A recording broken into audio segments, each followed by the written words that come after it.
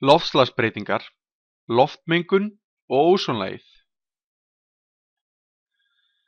Fyrir utan gróðurhúsalofttegundir sem fjallað er í myndbandinu loftslagsbreytingar og gróðurhúsaáhrifin, þá er ýmislegt annað sem þarf að varast. Eyðing ósonlagsins er vandamál sem vísindamenn hafa þungar áhyggjur af. Ósonlagið er lag af lofttegundinni óson O3 sem umlykur jörðina.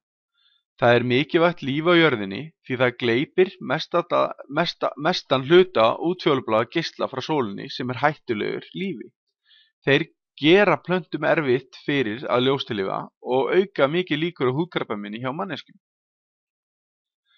Fyrir rúmlega 30 árum uppgötvuðu vísindamenn að ósonlagið var farið að þynnast, en óson verður til þegar súrefni verður fyrir orkuríkum geislum sólarinnar og breytist í óson.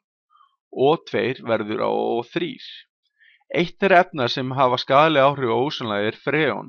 Það brýtur niður ósonsameindir í lofthjúpnum og myndar með tímanum göt ef það er í nægilegum mæli en ósonlagið er þynnst í kringum pólana. Freon var til dæmis notað í alla ískápa hér áður fyrr, en það er nú bannað ásamt fleiri ósoneyðandi efnum. Það er því miður enn mikið af þessum efnum í umferð, því gamlir kæliskápar eru ennþá í notkun til dæmis. Því er mikilvægt að farga þessum tækjum á réttan hátt, svo ekki sé verið að sleppa út óþarfa efnum í náttúruna.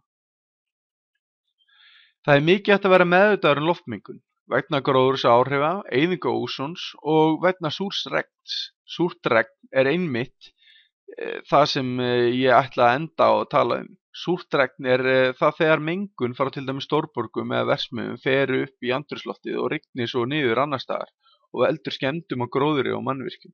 Sýran skemmir gróðurinn og jafnvel mannvirki.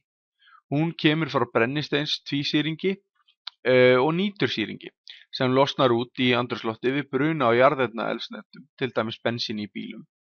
Ef þú ert einhvern tímann í stórborg þar sem ekki hefur rignt í nokkra daga, prufaðu að strjúka vegg á byggingu með fingri og sjáðu sótið og drulluna sem kemur. Hvað getum við gert til þess að draga úr mengun?